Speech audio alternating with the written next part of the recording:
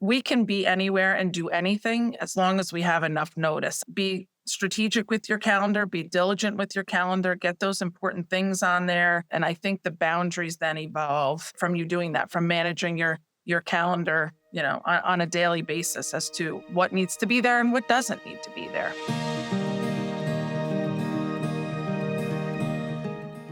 Welcome to our Happy Rainmakers video series where point one can make a difference. I'm really happy to be joined by Jeralyn Lawrence today, who is the founder of Lawrence Law. Thank you so much for being with us today. Thank you so much for having me. It's really a privilege and a pleasure to be with you. So thank you. I really appreciate that. I know that you have so much wisdom to give to our viewers. So let's get started with one of the things that is a real problem for a lot of people, setting boundaries. So why are boundaries important to just any lawyer generally? I think they're important because it's the framework that sets up your life and your health and your happiness. And so it has to be something that you prioritize on a daily, weekly, sometimes minute to minute basis. So it's important to know what those boundaries are. What do you want your life to look like? And so we have to get comfortable with doing that and planting flags sometimes in the ground, in the sand, somewhere in life that makes it clear what your boundaries are.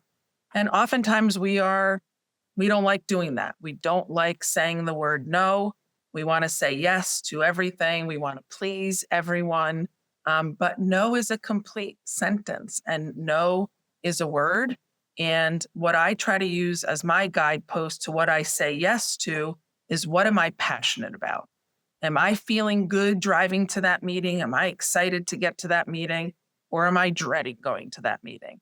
And if I'm not passionate about it, I need to have some self-talk with myself and say, is this worth my time? Time is our most precious commodity, and we need to use it wisely. And there's only so much of it to go around. And if so, those boundaries have to be driven and guided by, what are you passionate about? You also have to give up FOMO. So many of us have fear of missing out, and we have evolved to a society of instant gratification, instant messaging. The pace of our life is just not sustainable at the moment.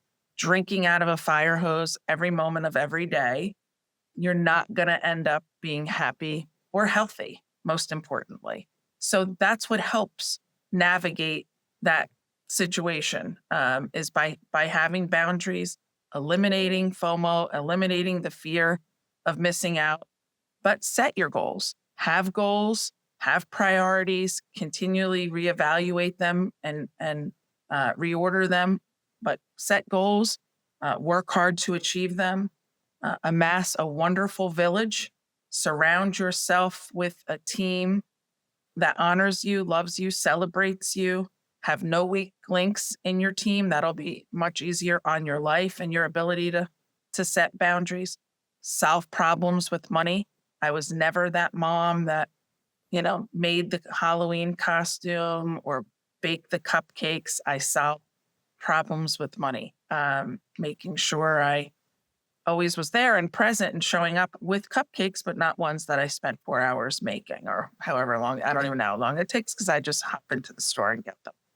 Always have a vacation on your calendar.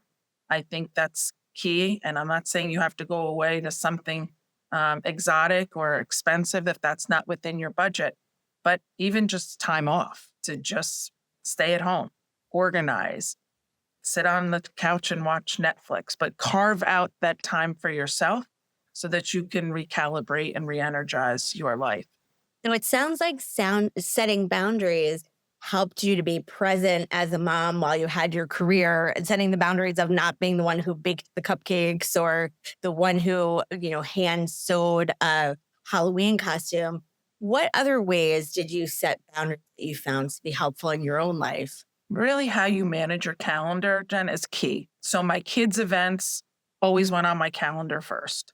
And so everything was then built around that. So whatever is important to you, put that on your calendar first, and then schedule I mean, we can be anywhere and do anything as long as we have enough notice, I find. It's the last minute add-ons that kind of, disrupt the entire apple cart. But be strategic with your calendar, be diligent with your calendar, get those important things on there, kids events or whatever it is that's important, and then build around it. And I think the boundaries then evolve from from you doing that, from managing your calendar, on a daily basis as to what needs to be there and what doesn't need to be there.